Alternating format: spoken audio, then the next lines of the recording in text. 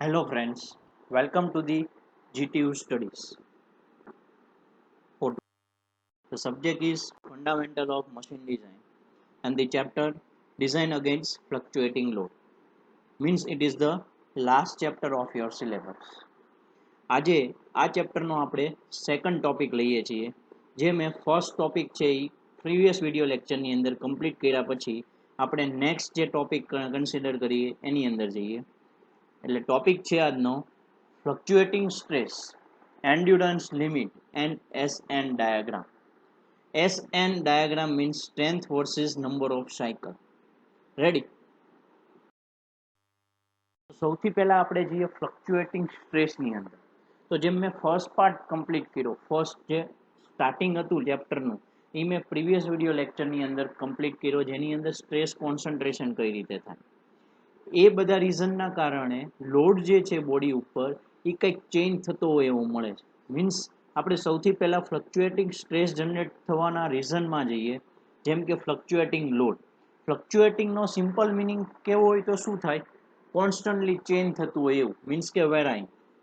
તો લોડ પણ એવો હોય બોડીની ઉપર કે લોડ જે છે એની કોઈ ફિક્સ વેલ્યુ ન હોય, એ કોન્સ્ટન્ટલી ઇન્ક્રીઝ ડિક્રીઝ છે એ ગમે તે પોસિબલ હોય એ થયા કરતું હોય. તો એના કારણે જે લોડ આપણે લઈએ છીએ એને ફ્લક્ચ્યુએટિંગ લોડ કહેવાય. અને લોડના કારણે આપણને ખબર છે એમ સ્ટ્રેસ જનરેટ થાય. તો ફ્લક્ચ્યુએટિંગ સ્ટ્રેસના કારણે જે સ્ટ્રેસ જનરેટ થાય એને કહેવાય ફ્લક્ચ્યુએટિંગ સ્ટ્રેસ. અને ફ્લક્ચ્યુએટિંગ સ્ટ્રેસ સુધી જે બોડી સસ્ટેન કરી શકે સ્ટ્રેસને એને એની ફ્લક્ચ્યુએટિંગ સ્ટ્રેન્થ અથવા ફટીગ સ્ટ્રેન્થ કહીએ છીએ. એ મારી મિકેનિકલ પ્રોપર્ટીઝ વાળો વિડીયો લેક્ચર જુઓ તો એની અંદર મેં ફટીગ સ્ટ્રેન્થની ડેફિનેશન છે એ આ રીતે જ કંઈક એક્સપ્લેન કરેલી છે. મીન્સ ફ્લક્ચ્યુએટિંગ સ્ટ્રેસ છે એ ફ્લક્ચ્યુએટિંગ લોડના કારણે જનરેટ થતો સ્ટ્રેસ છે. સ્ટ્રેસ છે એની વેલ્યુ કોન્સ્ટન્ટલી ચેન્જ થતી રહી છે, એટલે ટાઈમ સાથે એની વેલ્યુ ક્યારેક અપ, ક્યારેક ડાઉન, ક્યારેક મીડિયમ એવી રીતે હોય છે. એટલે એનું રિપ્રેઝન્ટેશન આ રીતે કંઈક ગ્રાફિકલી કરી શકાય છે સાઇન્યુસોઇડલ વેવ્સની રીતે, જેની અંદર મેઇન બે સ્ટ્રેસ તમારે કન્સિડર કરવાના છે. જેમ કે મેં બે એક્સિસ ડ્રો કરેલી છે, એક ટાઈમ અને વચ્ચે ઉપર વર્ટિકલ એક્સિસ છે સ્ટ્રેસ. તો એમાં જોવા જાવ તો જે ગ્રાફની અંદર તમને બેઝિક વસ્તુ ખબર હોય તો અપર મેક્સિમમ વેલ્યુ અને મિનિમમ વેલ્યુ બે હોય મેઇન. તો એમાંથી તમારે બીજી મેઇન બે વેલ્યુ લાવવાની છે. જેમ કે મેક્સિમમ અને મિનિમમ ઉપરથી આપણે શું ડિફાઇન કરી શકીએ? Average value. અને પછી આપણે જે ગ્રાફનો મેક્સિમમ જ્યાં સુધી અપર પોઝિશન જઈ શકતી હોય એને આપણે એમ્પ્લિટ્યુડ ઓફ સ્ટ્રેસ કહેતા હોય છે સાઇન્યુસોઇડલ વેવ્સની લેંગ્વેજમાં. એટલે કે જે એવરેજ હોય છે, જે ડોટેડ લાઇન ડ્રો કરેલી છે ત્યાંથી સૌથી ઉપર ક્યાં સુધી જઈ શકે છે એને કહેવાય સિગ્મા એમ્પ્લિટ્યુડ ઓફ સ્ટ્રેસ. અને બંનેની એવરેજને આપણે કહીએ શું? મીન સ્ટ્રેસ સિગ્મા એમ. એટલે ટોટલ તમારે બે મેઇન સ્ટ્રેસ યાદ રાખવાના છે. એ કઈ રીતે આવશે એ વિડીયોના લાસ્ટમાં પહોંચતા મેં તમને એક્સપ્લેન કરી દીધું હોય છે. તો હવે આપણે જે ફ્લક્ચ્યુએટિંગ સ્ટ્રેસ જે છે એ કઈ રીતે ત્રણ જાતના ડેવલપ થઈ શકે છે, એટલે કે ટાઈપ્સ ઓફ ફ્લક્ચ્યુએટિંગ સ્ટ્રેસ. તો સૌથી પહેલા આવે reverse stress. Reverse manners means એક સાયકલમાં જે રીતે વર્ક કર્યું હોય એ રીતે ફરીવાર સાયકલ કમ્પ્લીટ થતા ઊંધું આવે, રિવર્સ આવે. એટલે કે હાફ સાયકલ પોઝિટિવ હોય તો હાફ સાયકલ એવી જ રીતે નેગેટિવ થાય. એટલે કંઈક આ રીતે ફિગરમાં જો તો એનું જે એવરેજ વેલ્યુ છે મીડિયમ, જે મીન છે એ 0 છે. તો હાફ સાયકલ એટલે કે પહેલા પોઈન્ટથી શરૂ કરીને પાછું 0 આવે ત્યાં સુધી પોઝિટિવ છે, ઉપરથી નીચે આવે. સાયકલ પૂરી થતા પાછું નીચે જઈને સૌથી નીચે જઈને પાછું આવી 0 હોય. એટલે એક સાયકલ કમ્પ્લીટ કરવા માટે અડધું પોઝિટિવ અડધું નેગેટિવ, એટલે એને રિવર્સ સ્ટ્રેસ કહેવાય. અને મેક્સિમમ અને મિનિમમ વેલ્યુ સરખી હોય અને જો પોઝિટિવ નેગેટિવ છે એ બંને સરખું થતું હોય તો એ બેનું મીન કેટલું આવે? જેમ કે હું તમને આન્સર સહિત કહી દઉં કે પહેલા સપોઝ મીન એવરેજ કઈ રીતે ફાઇન્ડ કરીએ છીએ? મેક્સ પ્લસ મિનિમમ બાય 2 કરીને.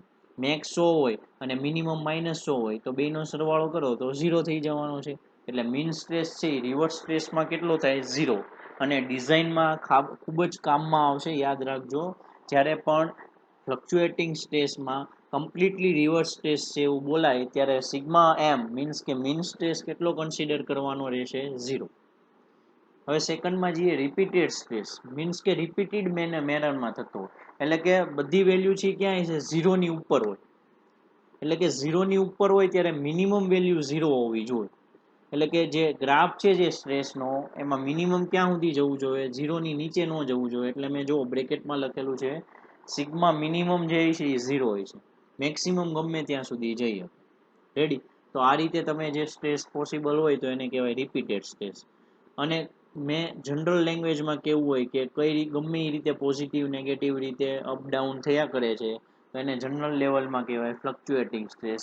એનો કોઈ આઈડિયા ન હોય એ કોઈ પણ રીતે વર્ક કરી શકે છે. મીન્સ કે અપડાઉન છે એ આ રીતે સાઇન્યુસોઇડલ વેવ્સ રીતે થતો. તો આ થઈ ગયા ટાઈપ્સ ઓફ ફ્લક્ચ્યુએટિંગ સ્ટ્રેસ. હવે આપણે નેક્સ્ટ મેઇન આપણે જ્યારે હવે જે પણ પ્રોપર્ટીઝ સમજવાની છે, જેમ કે તમે નોર્મલ ડિઝાઇન કરી ચૂક્યા હશો આ ચેપ્ટર જ્યારે શીખતા હશો એ પહેલાં, જેમ કે શાફ્ટિંગની ડિઝાઇન, કોલમની ડિઝાઇન, એની અંદર તમે સ્ટ્રેન્થ કે સ્ટ્રેસ ફાઇન્ડ કરતા હશો. એની અંદર અલ્ટિમેટ સ્ટ્રેન્થ, ઇલ્ડ સ્ટ્રેન્થ એવી બધી પ્રોપર્ટીઝ કામમાં આવતી છે જે તમને ફાઇનલ વેલ્યુ સુધી પહોંચાડશે. તો આની અંદર કંઈક અલગ વેલ્યુ લેવી પડે, કારણ કે અલ્ટિમેટ ઇલ્ડ જે છે એ કોન્સ્ટન્ટ લોડ માટે છે, નોર્મલ સ્ટ્રેન્થ માટે છે. અહીંયા આપણે ફ્લક્ચ્યુએટિંગ સ્ટ્રેસ અને ફટીક સ્ટ્રેન્થની વાત કરીએ છીએ, તો એવી જ કંઈક આપણે એસયુટી અલ્ટિમેટ સ્ટ્રેન્થ જેવી જ નવી કંઈક સ્ટ્રેન્થ ડિફાઇન કરીને આપવી પડે. તો એ નવી સ્ટ્રેન્થ ડિફાઇન કરવા માટે આપણે સમજવાનો છે main diagram, SN diagram. SN એટલે એક ડાયાગ્રામ છે, એક ગ્રાફ છે, જેમાં વર્ટિકલ એક્સિસ ઉપર આપણે સ્ટ્રેન્થ લેશું એસ અને હોરિઝોન્ટલ એક્સિસ ઉપર લેશું એન, એટલે કે નંબર ઓફ સાયકલ્સ જ્યાં સુધી પ્રોડક્ટની લાઈફ છે જ્યાં સુધી વર્ક કરી શકે છે. મીન્સ એટલે આ કઈ રીતે ડ્રો કરવામાં આવ્યો, તો જ્યારે પણ આ ડાયાગ્રામ ડ્રો કરવાનું સ્ટાર્ટિંગ થયું ત્યારે કોઈ પણ એક કમ્પોનન્ટ લઈને આપણે જે સમજવાનું છે એ સ્ટીલ માટે જ સમજશું. એટલે સ્ટીલનો એક કમ્પોનન્ટ લઈને એને એક ટેસ્ટિંગ સ્પેસિમેન તરીકે એક ટેસ્ટિંગ મશીનમાં મૂકવામાં આવ્યો, એની ઉપર ટેસ્ટ કરવામાં આવ્યો. પહેલાં એક સાયકલ સુધી ફ્લક્ચ્યુએટિંગ લોડ આપવામાં આવ્યો, પછી ધીમે ધીમે નંબર ઓફ સાયકલ છે એ ફ્લક્ચ્યુએટિંગ લોડને આપતા ગયા અને જ્યાં સુધી વર્ક કરે છે એને એની કહેવાય નંબર ઓફ સાયકલ્સ લાઈફ. તો બસ આ જ રીતે કંઈક એસએન ડાયાગ્રામ છે એ તમને આવો મળશે. જેમ કે તમે જોઈ શકો છો, સૌથી પહેલાં હું તમને બંને એક્સિસ સમજાવી દઉં. વર્ટિકલ એક્સિસ ઉપર આપણે લેવાનું છે સ્ટ્રેન્થ, ફટીક સ્ટ્રેન્થ, કારણ કે આપણે ફ્લક્ચ્યુએટિંગ લોડ માટે સ્ટ્રેન્થની વાત કરીએ છીએ. અને હોરિઝોન્ટલ એક્સિસ ઉપર લેશું number of stress, means number of cycles for the life N. એની વેલ્યુ છે એ ઓલવેઝ 10⁻² જ લેશું, કારણ કે 1, 2, 3 સાયકલ એવી લાઈફ ન હોય, જનરલી 10⁻3, 10⁻4 એવી સાયકલ લાઈફ હોય છે. એટલે આપણે ગ્રાફ સ્ટાર્ટ કર્યું એ 10⁻0 થી લઈને 10⁻8 સુધી લીધો. રેડી. 10⁻0 એટલે એક નંબર ઓફ સાયકલ થાય, 10⁻0 એટલે 1 થાય, 10⁻1 એટલે 10 નંબર ઓફ સાયકલ. રેડી. તો જો 10⁻0 હોય છે એટલે કે એક નંબર ઓફ સાયકલ, તો એક જ નંબર ઓફ સાયકલ હોય ને ત્યારે તો એ કોન્સ્ટન્ટ લોડ જ થયો. એટલું બધું કંઈ એને ફ્લક્ચ્યુએટિંગ લોડ તરીકે રિપ્રેઝન્ટ ન કરી શકો. ઘણી બધી નંબર ઓફ સાયકલ સુધી ચેન્જ થયા કરતો હોય તો રિયલ મેનરમાં એને ફ્લક્ચ્યુએટિંગ લોડ કહેવાય. તો જ્યારે 10⁻0 આપણે વાત કરીએ લાઈફની, એટલે કે એટલી જ સાયકલ આપણે જ્યારે લોડ આપીએ તો એની જે સ્ટ્રેન્થ હોય ને એ ઘટશે નહીં, એ અલ્ટિમેટ સ્ટ્રેન્થ જેટલી જ રહેશે. એટલે એની સ્ટ્રેન્થને મેં 10⁻0 એ બતાવી દીધી વર્ટિકલ એક્સિસ ઉપર એસયુટી. યાદ રાખજો, 10⁻0 એટલે કે કોર્નર ઉપર એક્ઝેક્ટ હોરિઝોન્ટલ એક્સિસનું સ્ટાર્ટિંગ, ત્યારે કેટલી હશે સ્ટ્રેન્થ, અલ્ટિમેટ સ્ટ્રેન્થ જેટલી સ્ટ્રેન્થ હશે, કારણ કે ત્યારે કોઈ ફ્લક્ચ્યુએટિંગ લોડના કારણે અસર નહીં થાય. હવે જેમ તમે નંબર ઓફ સાયકલિંગ લોડ છે એ આપતા જશો એમ તમારી સ્ટ્રેન્થ છે એ ધીમે ધીમે ઘટતી જશે. પણ એવું ઓબ્ઝર્વ કરવામાં આવ્યું છે કે 10⁻3 સાયકલ સુધી, ક્યાં સુધી, 10⁻3 સાયકલ સુધી એસયુટીની વેલ્યુમાં બહુ ચેન્જ આવતો નથી, થોડું ઘણું ચેન્જ આવે છે. એટલે 10⁻3 સુધીની જે સાયકલ છે, 10⁻0 થી સ્ટાર્ટ કરીને 10⁻3 સુધીની એ સાયકલને કહેવાય લો સાયકલ લાઈફ. એટલે કે લો સાયકલ એટલે કારણ કે એસયુટીની અંદર બહુ ચેન્જ નથી આવતો. હવે 10⁻3 થી આગળ વધશો એટલે થોડોક વધારે ચેન્જ આવવા મળશે, સડન ચેન્જ આવવા મળશે. ક્યાં સુધી સડન ચેન્જ આવે છે, 10⁻6 સાયકલ સુધી. 10⁻3 થી 10⁻6 સાયકલ સુધી ખૂબ જ ચેન્જ આવવા મળશે. અને જ્યાં સુધી 10⁻6 આવી જશે ત્યાં સુધી એમાં ચેન્જ આવશે.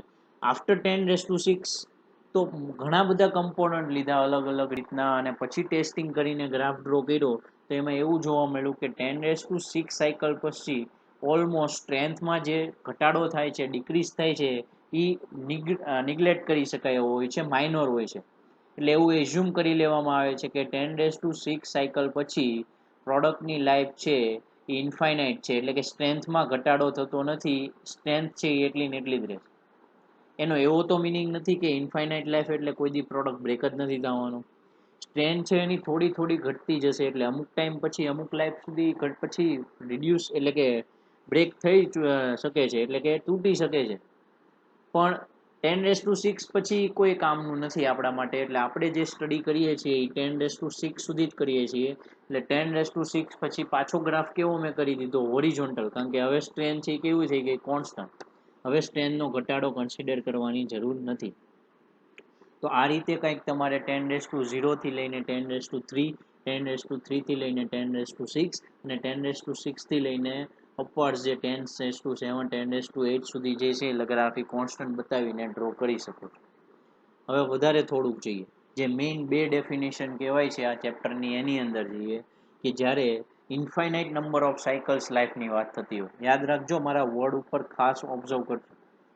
જ્યારે પણ ઇન્ફાઇનાઇટ નંબર ઓફ સાયકલ્સ લાઈફની વાત થતી હોય, એટલે કે 10⁻6 કરતાં વધારે છે, ત્યારે સ્ટ્રેન્થ છે એ કોન્સ્ટન્ટ લેવામાં આવે છે, એટલે એની કહેવાય મેક્સિમમ લિમિટ. એટલા માટે એને આપણે સિમ્બોલ આપીએ છીએ SE-. યાદ રાખજો, જ્યારે પણ ઇન્ફાઇનાઇટ નંબર ઓફ સાયકલ લઈએ ત્યારે એની જે સ્ટ્રેન્થ આવશે એને કહેશું આપણે એની મેક્સિમમ લિમિટ SE-, અને એનું ટેકનિકલ વર્ડમાં નેમ છે એન્ડ્યુરન્સ લિમિટ. પણ જો 10⁻3 અને 10⁻6 વચ્ચે સાયકલ લાઈફ વચ્ચે જો સ્ટ્રેન્થ હોય એની, તો એ SE- કરતાં વધારે છે, કારણ કે 10⁻6 પહેલાની વાત કરીએ તો એ SE- કરતાં એની સ્ટ્રેન્થ વધારે જ છે. તો એ કેટલી છે, તો એને જનરલ લેંગ્વેજમાં નામ આપી દઈશું આપણે ફટીગ સ્ટ્રેન્થ SF. એટલે આ ચેપ્ટરની મેઇન બે સ્ટ્રેન્થ જો હોય તો એ આ છે, એક છે 10⁻3 અને 10⁻6 સાયકલ વચ્ચેની લાઈફ માટેની સ્ટ્રેન્થ, એને કહેવાય ફાઇનાઇટ નંબર ઓફ સાયકલ, કારણ કે એ ફાઇન કરી શકાય છે. તો એ ત્યારે જે સ્ટ્રેન્થ થઈ છે ને એને આપણે કહીશું ફટીગ સ્ટ્રેન્થ. અને જ્યારે 10⁻6 કરતાં વધારે લાઈફ માટે વાત કરતા હોઈએ, જેને આપણે કહી દઈશું ઇન્ફાઇનાઇટ લાઈફ, ત્યારે જે સ્ટ્રેન્થ થઈ છે એને કહી દઈશું મિનિમમ સ્ટ્રેન્થ, એટલે કે SE- એન્ડ્યુરન્સ લિમિટ. એનાથી આપણે સ્ટ્રેન્થ ઘટે છે એવું આપણે ઓબ્ઝર્વ કરતા નથી, નિગ્લેક્ટ કરીએ છીએ. તો આ થઈ ગયો એસેન્ટ ડાયાગ્રામ. યાદ રાખજો, આ છે હવે કેલ્ક્યુલેશનમાં બહુ જ ઇમ્પોર્ટન્ટ છે. રેડી? તો આના ઉપરથી હવે આ બેની આપણે ડેફિનેશન સમજીએ. જો મેં અહીંયા ઓબ્ઝર્વ કરાવેલું જ છે તમને ઓલરેડી હાઇલાઇટ કરીને. ફર્સ્ટ ડેફિનેશન લઈએ એન્ડ્યુરન્સ સ્ટ્રેન્થ, ફટીગ સ્ટ્રેન્થ. ટૂંકમાં એન્ડ્યુરન્સ સ્ટ્રેન્થ બોલું કે ફટીગ સ્ટ્રેન્થ બોલું સેમ જ છે ભાઈ, એટલે સિમ્બોલ છે SF. ત્યારે મેં કીધું તું ફાઇનાઇટ નંબર ઓફ સાયકલ માટે, એટલે એની ડેફિનેશન જુઓ, વર્ડ ટુ વર્ડ છે ને કોન્સન્ટ્રેટ કરશો ને તો ડેફિનેશન તમે પોતે બનાવીને લખી શકશો કે endurance strength is defined as a maximum value of completely reverse bending stress that a material can withstand. ક્યાં સુધી મટીરિયલ સહન કરી શકશે, મેક્સિમમ લિમિટ એની કેટલી છે, તો કે ફાઇનાઇટ નંબર ઓફ સાયકલ છે ત્યારે જે સ્ટ્રેન્થ એની મેક્સિમમ હોય એને એન્ડ્યુરન્સ સ્ટ્રેન્થ કહેવાય. એટલે ત્યાં લખ્યું છે maximum value of completely reversed bending stress. ક્યાં સુધી, તો કે મટીરિયલ કેન વિથસ્ટેન્ડ, અને કોના માટે, for a finite number of cycles, અને વિધાઉટ ફટીગ ફેલર થયા પહેલાની હોય તો જ એને સ્ટ્રેન્થ કહેવાય, તો એને કહેવાય એન્ડ્યુરન્સ સ્ટ્રેન્થ અથવા તો ફટીગ સ્ટ્રેન્થ. અને હું અહીંયા એક વર્ડ ચેન્જ કરી દઉં, અહીંયા જે ફાઇનાઇટ નંબર ઓફ સાયકલ્સ છે એની જગ્યાએ ઇન્ફાઇનાઇટ નંબર ઓફ સાયકલ્સ કરી દઉં, એટલે એ થઈ ગઈ એન્ડ્યુરન્સ લિમિટ SE-. એટલે કે it is defined as the maximum value of completely reversed bending stress that a material can withstand for infinite number of cycles without a fatigue fail. Ready? બે main definition સમજાઈ ગઈ. હવે થોડુંક પાછું લઈએ twisted, કે એન્ડ્યુરન્સ લિમિટ જે આપણે ડિફાઇન કર્યું છે એને SE- નામ આપ્યું. ડેશ શું કામ લગાડ્યું છે, કારણ કે આ જે છે એ થિયરિટિકલ વેલ્યુ છે SE-. એકચ્યુઅલમાં કંઈક એન્ડ્યુરન્સ લિમિટની વેલ્યુ છે એ અલગ લેવી પડે. જેમ મેં કીધું ને કે આપણે SE- કેવું લઈ લઈએ છીએ 10⁻6 સાયકલ્સ પછી ઇન્ફાઇનાઇટ, મીન્સ કે કોન્સ્ટન્ટ, ઘટતું જ નથી એવું લઈએ છીએ, પણ એકચ્યુઅલમાં એવું નથી થતું, થોડીક વેલ્યુ ઘટી જશે. એ વેલ્યુ રિડ્યુસ થવાનું કારણ છે કે ઘણા બધા ફેક્ટર્સ કામ કરતા હોય છે.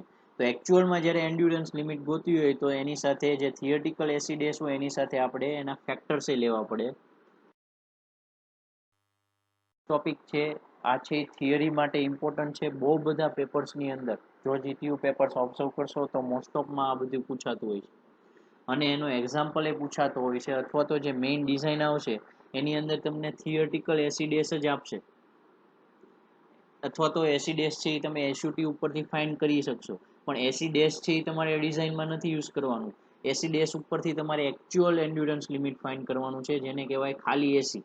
એટલે એ એસી ફાઇન્ડ કરવા માટે આ જે ઇક્વેશન છે એ સમજાવું છું, એ યુઝફુલ થશે. રેડી? તો ઇક્વેશન છે એ કંઈક આ રીતે આવશે. એસી ઇઝ ઇક્વલ ટુ કે 6 જાતના ફેક્ટર લેવાના છે, એબીસીડી વાઇઝ જ જવાનું છે. ફેક્ટર છે એટલે એને આપણે કે કહી દેશું, એટલે કે કે, કેબી, કેસી, કેડી, કેઈ અને કેજી. કેએફ નથી લીધું, મિસિંગ છે, એનું રીઝન છે આપણે જો મારો પ્રીવિયસ વિડીયો લેક્ચર જોયો હોય તો એની અંદર સ્ટ્રેસ કોન્સન્ટ્રેશન ફેક્ટર ડિફાઇન કર્યું હતું, એ આ ચેપ્ટરમાં આવે છે, અને એને આપણે સિમ્બોલ આપ્યો તો કેએફ. એટલે સેમ સિમ્બોલ ન થઈ જાય એટલે આપણે અહીંયા કેએફ મિસ કરીને ડાયરેક્ટ કેજી લીધું છે. તો આ 6 ફેક્ટરનું મલ્ટિપ્લિકેશન એસી ડેશ થિયરિટિકલ વેલ્યુ સાથે કરો એટલે તમને એકચ્યુઅલ એન્ડ્યુરન્સ લિમિટ એસી મળી જશે. આ બધાના ફૂલ ફોર્મ આ રીતે છે, કંઈક યાદ રાખજો, બહુ અઘરા નથી, એક કે બે વાર રિપીટ કરશો એટલે યાદ રહી જશે. કે means surface finish factor. Surface finish poor હોય તો એન્ડ્યુરન્સ લિમિટ ઘટી શકે છે. કેબી એટલે કે સાઇઝ ફેક્ટર, કેસી એટલે કે લોડ ફેક્ટર, કેડી એટલે ટેમ્પરેચર ફેક્ટર, કેઈ એટલે modifying factor for stress concentration factor, અને કેજી એટલે રિલાયબિલિટી ફેક્ટર. તો આ બધા ફેક્ટર છે એના તમને નામ આવડી ગયા. થિયરીમાં પૂછાશે તો ખાલી લખવાનું જ છે, કાંઈ એક્સપ્લેન વધારે નથી કરવાનું. પણ ન્યુમેરિકલમાં જ્યારે આવે છે ત્યારે કે, કેબી, કેસી, કેડી, કેઈ, કેજી 6 ફેક્ટરની વેલ્યુ આપવામાં આવશે, કઈ રીતે આપવામાં આવશે કે નહીં આપે તો શું કરશો, એની વેલ્યુ કઈ રીતે લેવી એ હવે હું તમને સમજાવું, જે ન્યુમેરિકલમાં ખાસ કામમાં આવશે. સૌથી પહેલા લઈએ કે is equal to surface finish factor.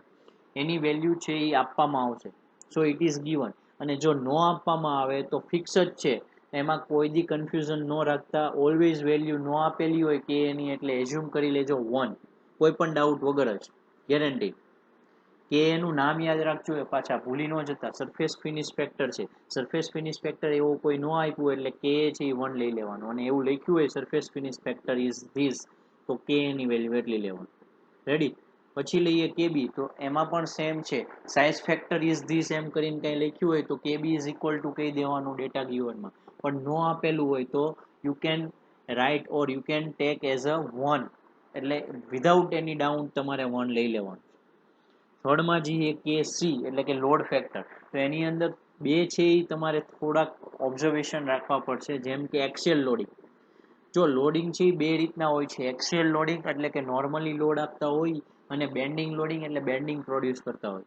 તો એક્સિયલ લોડિંગની અંદર જો અલ્ટિમેટ સ્ટ્રેન્થ આપેલી છે, એ અલ્ટિમેટ સ્ટ્રેન્થની વેલ્યુ ને એ ગેરંટેડ છે, આપેલી જ છે, એટલે એ કન્ફ્યુઝનમાં કે ડાઉટમાં ન રહેતા. અલ્ટિમેટ સ્ટ્રેન્થ વગર આ ચેપ્ટરનો એક્ઝામ્પલ સોલ્વ થતો નથી, એટલે એ આપેલી જ છે. સો એસયુટીની વેલ્યુ તમને જે આપેલી હોય એને ઓબ્ઝર્વ કરો.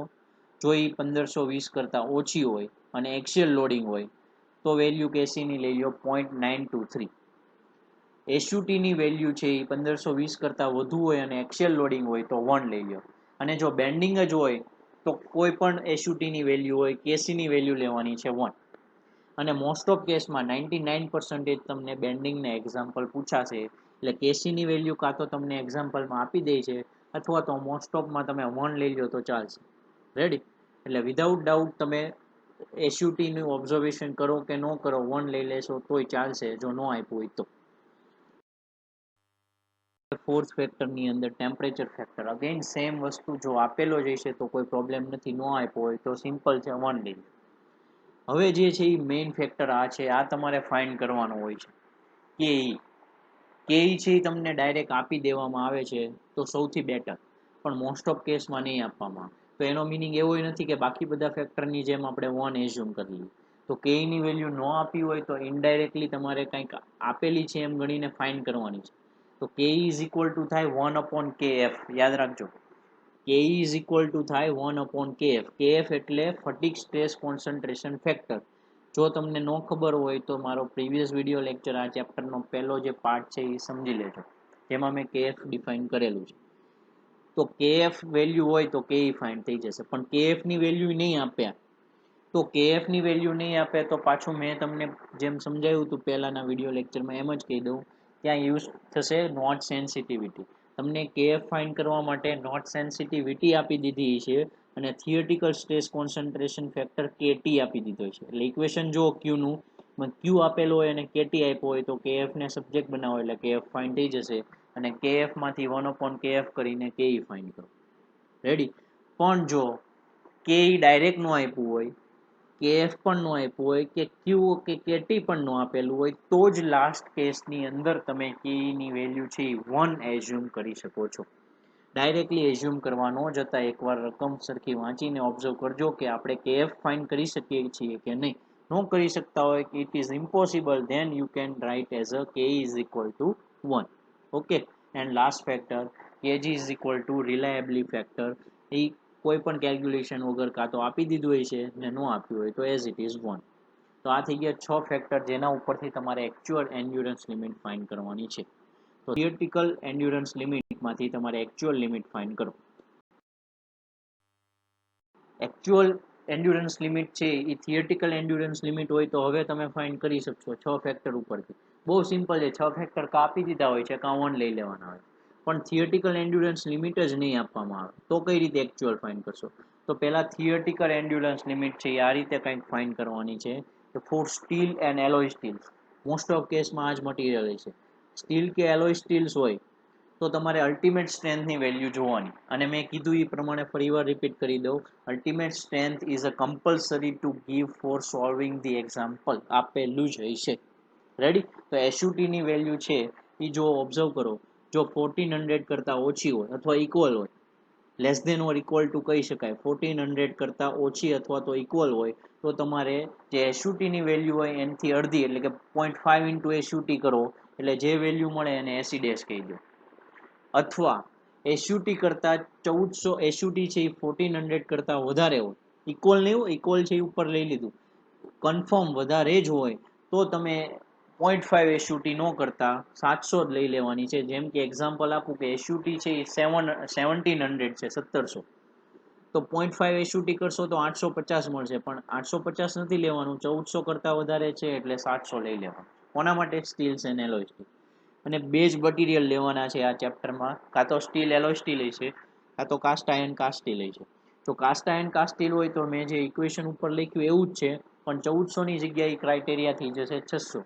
મીન્સ કે એસયુટી ની વેલ્યુ 600 કરતાં ઓછી હોય તો એસી ડેશ એટલે કે થિયરિટિકલ એન્ડ્યુરન્સ લિમિટ ફાઇન્ડ કરવાની છે 0.45 એસયુટી કરી, અને 600 કરતાં વધારે હોય તો 0.45 કે એવું કાંઈ નથી કરવાની, ડાયરેક્ટ 275 ન્યૂટન પર મીટર સ્ક્વેર લઈ લેવાનું. રેડી.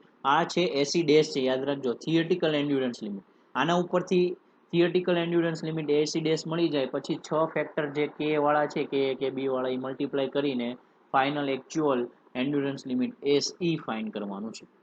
રેડી. આ થઈ ગયું હજી નોર્મલ સ્ટ્રેસ માટે, એટલે કે ટેન્સાઇલ કે કમ્પ્રેસિવ હોય તો બંને મટીરિયલ માટે. પણ શિયર સ્ટ્રેસ હોય તો કે તમે જો યાદ રાખજો, બહુ સિમ્પલ છે, એટલું બધું કોઈ કન્ફ્યુઝન પ્રોડ્યુસ થવાની જરૂર નથી, અથવા તો કોઈ એવું કોઈ મૂંઝાવાની જરૂર નથી કે કેટલું યાદ રાખવું. જો પહેલા તો એટલું યાદ રાખો કે મટીરિયલ બે જાતના છે, તેના ઉપરથી એસયુટી ઉપરથી એસી ડેશ કેમ ફાઇન્ડ કરો. હવે એસી ડેશ ફાઇન્ડ થઈ જાય ને તો નોર્મલ સ્ટ્રેસ હોય ને, એટલે કે ટેન્સાઇલ કે કમ્પ્રેસિવ, તો ઈનો ઈ રાખવાનું. પણ શિયર સ્ટ્રેસ હોય ને તો જે એસી ડેશ મળ્યું હતું ને ઇન્ટુ 0.5 કરી નાખવાનું. મીન કે જે એસી ડેશ ઉપરથી તમને એસી મળ્યું હોય ને એ એસી તમારે કેલ્ક્યુલેશનમાં નહીં લેવાની જો શિયર સ્ટ્રેસની વાત હોય તો. એ એસી માંથી પાછી એસીએસ ગોતવાનું, કારણ કે શિયરની વસ્તુ છે, એટલે એને કહેવાય એન્ડ્યુરન્સ લિમિટ ઇન શિયર. એટલે કે નોર્મલ સ્ટ્રેસની જગ્યાએ જો શિયર હોય તો આપણે જે પ્રોસેસથી એસી ફાઇન્ડ કરીએ છીએ એ જ પ્રોસેસથી એસી તો ફાઇન્ડ કરવાનું છે, પણ એસી ફાઇન્ડ કર્યા પછી આ રીતે એસીએસ ફાઇન્ડ કરવાનું છે. એમાં તમને ફેઇલર માટેની થિયરી કીધી છે, મેક્સિમમ શિયર સ્ટ્રેસ થિયરી અથવા ડિસ્ટોર્શન એનર્જી થિયરી. અને જો નો કીધું હોય તો એઝ્યુમ કરવાનું છે, ગેરેન્ટેડ એ જ કરવાનું, maximum shear stress theory assume કરીને 0.5 એસી કરીને એસીએસ ફાઇન્ડ કરી લેવાનું. જો બહુ સિમ્પલ છે, આખું ફરીવાર રિવિઝન કરી દો. કઈ રીતે એકચ્યુઅલ એન્ડ્યુરન્સ લિમિટ સુધી પહોંચવું, એટલે કે એસી સુધી. તો સૌથી પહેલા જો તમને એક્ઝામ્પલ આપ્યો હોય, એ એક્ઝામ્પલની અંદર એસયુટી આપ્યું છે, હવે એની સાથે સાથે મટીરિયલ કીધું છે, સ્ટ્રેસ કયો લાગે છે એ જવા દો, આપણે એ પછી જોઈએ. તો એસયુટી અને મટીરિયલ ઉપરથી એસયુટીની વેલ્યુ કેટલી છે એના ઉપરથી પહેલા એસી ડેશ ફાઇન્ડ કરો. સ્ટીલ કે કાસ્ટ આયર્ન માટેના જે ઇક્વેશન છે એના ઉપરથી એસી ડેશ ફાઇન્ડ કરો. હવે બાકીના જે 6 ફેક્ટર આપેલા છે, નો આપ્યા હોય તો વેલ્યુ 1 લઈને એ બધાની વેલ્યુ એસી ડેશ સાથે મલ્ટીપ્લાય કરો અને એસી એટલે કે એકચ્યુઅલ એન્ડ્યુરન્સ લિમિટ ફાઇન્ડ કરો એસી. હવે જો સ્ટ્રેસ છે એ નોર્મલ એટલે કે ટેન્સાઇલ કે કમ્પ્રેસિવ લાગતો તો એસીની વેલ્યુ તમને ફાઇનલ મળી ગઈ, ત્યાં સ્ટોપ કરી દો એન્ડ્યુરન્સ લિમિટનું. હવે જે આગળ એક્ઝામ્પલ હોય એની અંદર એસી જે વેલ્યુ આવે એ કામમાં લ્યો. પણ શિયરની વાત હોય તો એસી સ્ટોપ ન કરતા એસઈ ઉપરથી તમારે એસી એસ ફાઇન્ડ આ રીતે કરવા. બસ આટલું છે, એ થોડું સમજીને ચાલો એટલે એક્ઝામ્પલ આવડશે. આ મેં તમને એટલું વ્યવસ્થિત એટલા માટે સમજાવ્યું કે આ ખૂબ જ ઇમ્પોર્ટન્ટ છે. આના બેઝ ઉપર જ તમને હવેનો જે હું લેક્ચર લેવાનો છું નેક્સ્ટ, જેની અંદર મેં ડિઝાઇન ક્રાઇટેરિયા લઈશ અને એનું એક્ઝામ્પલ અથવા ડિઝાઇન છે ગેરંટેડ પોર્શન હોય છે, આખું વીંચીને તમે તૈયાર કરી દેજો હશે. તો એ ક્યારે આવડશે? જો તમને આ બેઝિક એસઈ ફાઇન કરતા આવડશે તો. એટલા માટે આ ખાસ ધ્યાન દેજો. એટલે લાઇક કરતા રહ્યો, શેર કરતા રહ્યો અને subscribe our YouTube channel as well as visit our telegram channel. And for more materials videos you can visit our website www.gtustudies.com. Thank you.